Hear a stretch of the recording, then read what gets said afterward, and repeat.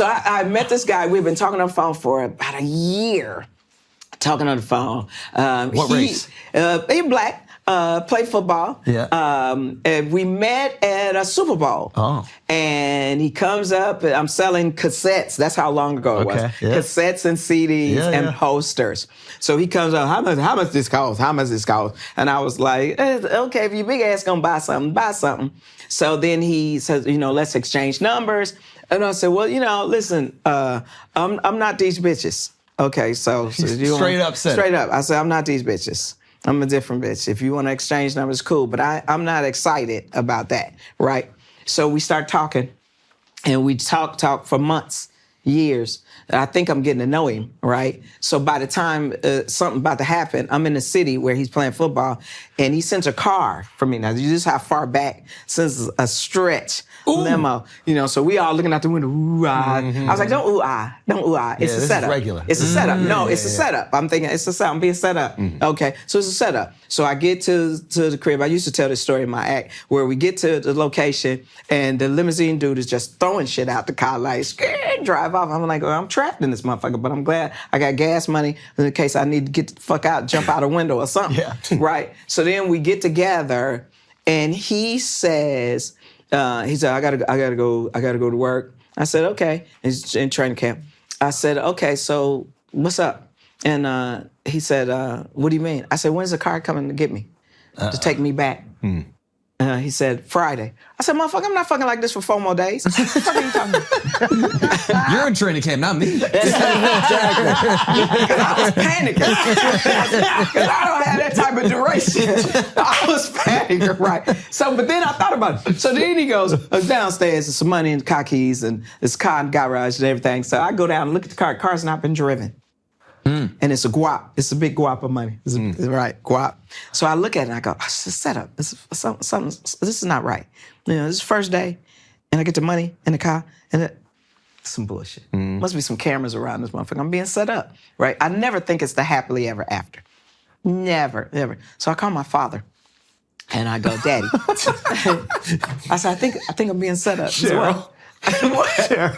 What? You're calling your dad from the house? Yeah, from the house where I was In the car. She's probably sitting there. I called my dad, Yeah. and I said, I think I'm being set up. He said, what do you mean? And I told him what happened. You said the details? Yeah, I said we were romantic, It's still my dad, right? Father. And I said, but I said, this happened. I said, what do you think? He said, don't fuck this up until I meet my son-in-law.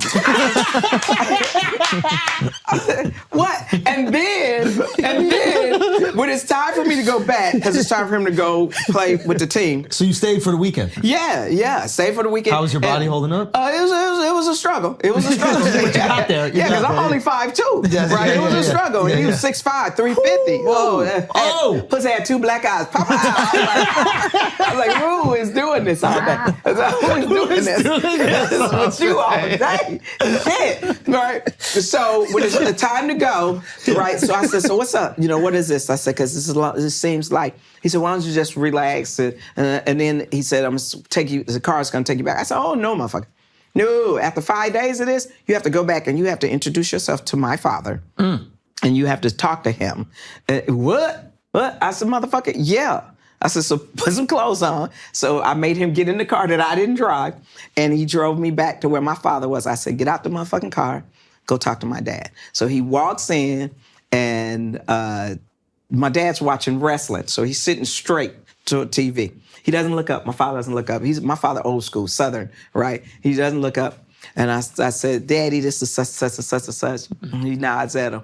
And then I said, why don't you just tell him what you do for a living? I plays football. My father says... He didn't talk like that. Stop it, Sheryl, come on. My father says, you do not have to bring her back to come back and visit us.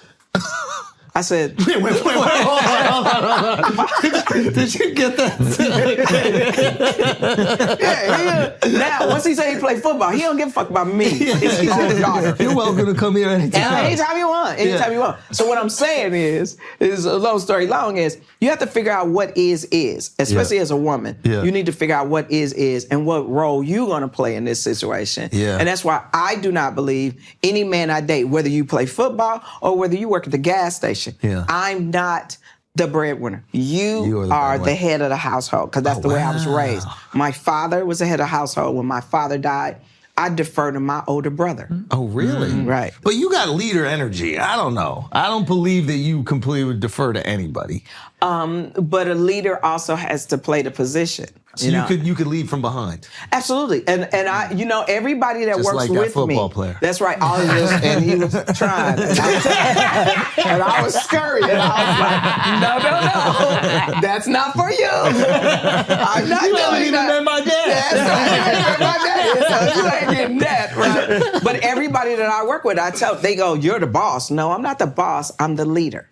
Interesting. The boss tells you what to do, and you can be unhappy about it.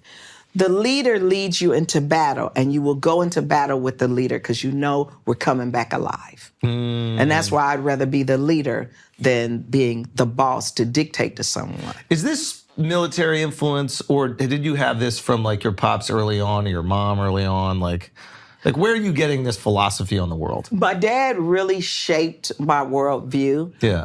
And he was military. He and all his brothers were in the Army. And then my mother married a man who was stationed at Offutt Air Force Base. And that's so why that's you how we went Air got to Force. Castle Air Force Base and then went into the Air Force. Got So it. I was at Atwater High. But I always... But wait, hold on. Didn't you... You went into Air Force later, though, right? You got your master's before that? I was working on my master's while I was in the Air Force. Got it. So I got my associate's, my bachelor's, my master's degree, a paralegal certificate from UCLA, and I have 5 honorary doctorates, 4 of them from HBCUs, one of them from University of Illinois, Chicago. Yeah. So I wanted to go to college because my dad was really, really smart. But my dad was, he was progressive but very conservative. Yeah. So he would read a lot and understand people. And I wanted to be that. And my dad and my uncles on my mother and my father's side, very, very funny. Yeah. So I would just be in the corner watching them. Like how so? What were you absorbing from them? Storytelling. Yeah. Cadence.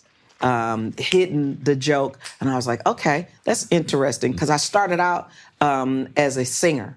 Was singing the choir. No way. Most of us. Okay, you grew up in the church. Singing the choir. So I was like, oh, maybe I could be a singer. I wanted to be in the entertainment business. You felt it early. Definitely, yeah. 5 years. Well, us community. Did your parents wake you up in the middle of the night to dance for their friends and perform for their? Okay. You must have a new generation. He's Puerto Rican. Puerto Rican. So they were partying when we they were were just awake in the running middle of the around. night. But they never said, come, my son can pop lock and spin on his head. They never said that. Or you wasn't salsa dancing. You want to everybody dance. You didn't have no white shoes and nothing like that. I wasn't nice enough. Okay, so you Puerto Rican, Dominican, none of that happened for you. Well, see, and when we were growing up, our parents would wake us up to perform for their friends while they playing cards and all this stuff. So I thought, okay, to get that kind of attention, I kind of liked it. I knew I wanted to be in the entertainment business because I spent a lot of time in the house and watching things. And I was like, I can do that. I can do that. But what do I do? Do I start off as a singer? I don't have pipes. My voice, when I started singing, it sounded more like Diana Ross. You know, but now that I've been doing comedy for so long, it's lower. It's like Lou Ross. So, so it's deeper now. But I still sort of sing. I can sing talk. I say I can sing talk, walk, dance. Got it.